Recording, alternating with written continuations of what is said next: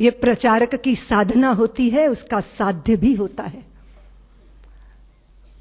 हम जब भी कभी कदम उठाते हैं तो कुछ पाने की अपेक्षा करते हैं, लेकिन एक प्रेमी के हृदय का भाव क्या होता है?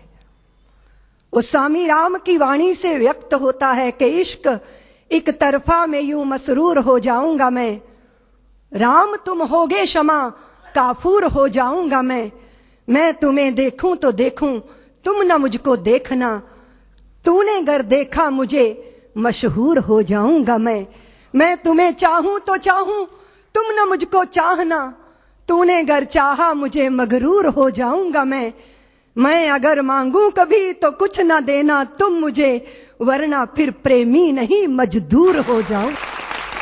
जो बोझ ढोके मुआवजा चाहता है वो समर्पित नहीं होता, वो मजदूर होता है।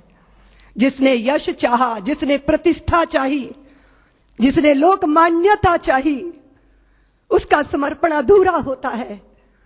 लेकिन मां भारती को अखंडता के सिंहासन पर विराजमान करने का स्वप्न साकार करने के लिए अपने को होम करने वाला प्रचारक चाहता है क्या कुछ?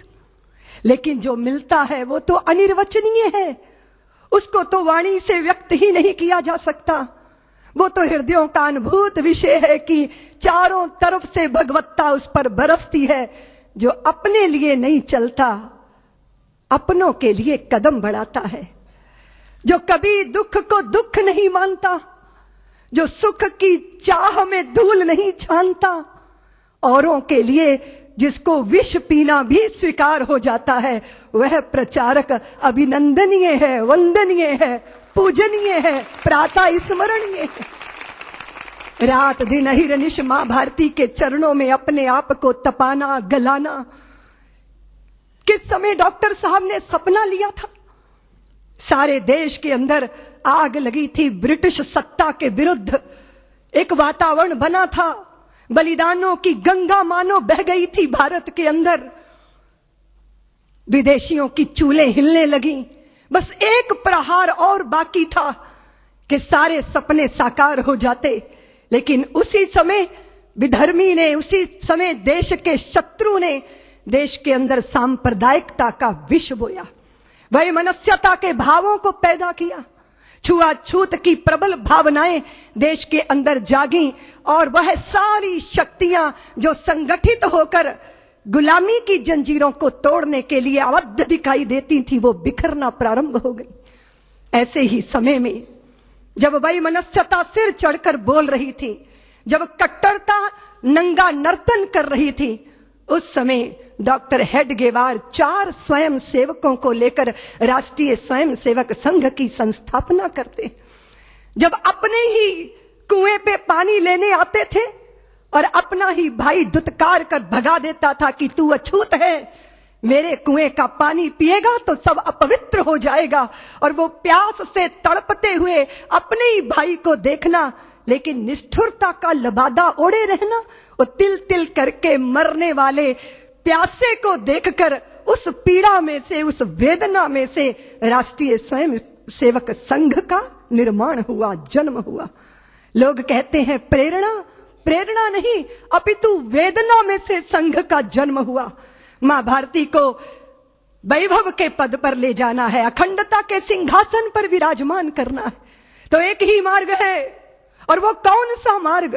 क्या हिंदू जाति जिसने नक्षत्रों को संज्ञा दी, वो हिंदू जाति जिसने सागर की छाती पर पत्थरों को तैराया, इतना गौरव रखने वाली हिंदू जाति, उसका स्वाभिमान धुआं बनकर उड़ेगा? ये वेदना में से राष्ट्रीय स्वयं सेवक संघ का जन्म हुआ। प्रचारकों ने अनवरत अपने जीवन को आहूत किया। एक प्रश्न पैदा हुआ कि जिस हिंदू ने नभ में जाकर नक्षत्रों को दी है संज्ञा, जिसने हिमगिर का वक्ष चीर भू को दी है पावन गंगा, जिसने सागर की छाती पर पाषाणों को तैराया है, हर वर्तमान की पीड़ा को हर जिसने इतिहास बनाया है, जिसके आर्यों ने घोष किया कृणवंतो विश्वमार्यम का, जिसका गौरव कम कर न सकी रावण की स्वर्णमयी लंका, जिसके यज्ञों का एक हव्य 100 पुत्रों का जनक रहा, जिसके आंगन में भयाक्रांत धनपति बरसाता सदा कनक रहा, जिसके पावन बलिष्ठ तन की रचना तन दे दधीची ने की। राघव ने बन बन भटक भटक जिस तन में प्राण प्रतिष्ठा की। जौहर कुंडों में कूद कूद सतियों ने जिसे दिया सत्व, गुरुओं गुरुपुत्रों ने जिसमें चिरबलिदानी भर दिया तत्व। और शाश्वत हिंदू जीवन क्या स्मरणीय मात्र रह जाएगा? इसकी पावन गंगा का जल क्या नालों में बह जाएगा? इसके गंगाधर शिव शंकर क्या ले समाधि सो जाएंगे? इसके पुष्कर इसके प्रयाग क्या गर्त मात्र हो जाएंगे? यदि तुम ऐसा नहीं चाहते तो फिर तुमको जगना होगा, हिंदू राष्ट्र का बिगुल बजाकर दानव दल को दलना होगा। इस वेदना में से, इस पीड़ा में से मां भारती के लुटते स्वाभिमान और बिखरती अस्मिता की वेदना में से राष्ट्रीय स्वयंसेवक संघ का प्रादुर्भाव हुआ। फिर एक एक दीपक जले, तिल तिल करके अपने आप को मां भारती के चरणों में आहूत करते रहे।